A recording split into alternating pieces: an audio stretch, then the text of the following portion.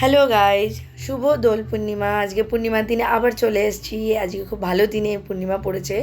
আজকে বৃহস্পতিবার, তো সকাল থেকে পুজো দিয়ে তারপরে আজকে আবির খেলা শুরু করব আর কি।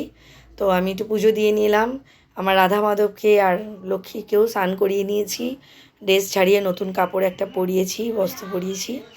আর রাধা কৃষ্ণর পায়ে আবির দিয়েছি একটু, সব ঠাকুরের পায়ে আবির দিলাম, দিয়ে আজকে পুজোটা সারলাম। ছোট্ট করে একটু মিষ্টি, চিড়ে, খই আর ফুড কড়াই, একটু সিন্নিও দিলাম, দিয়ে আজকের পুজো আমি শেষ করলাম। তো তোমরা কেমন কাটালে দোল পূর্ণিমা? আর তোমাদের আবির নিশ্চয় শুরু হয়ে গেছে। সবাই খুব ভালো করে খেলো, সেফটি মানে মুডে, যেন কারো কোনো ক্ষতি না হয়। তো আমার তরফ থেকে সবাইকে অনেক অনেক শুভেচ্ছা। আর আমার পুজোটা কেমন লাগলো বলো।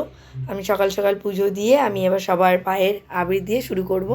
আমার পুজোটা ভালো লাগলে লাইক কমেন্ট শেয়ার করে দিও। টাটা।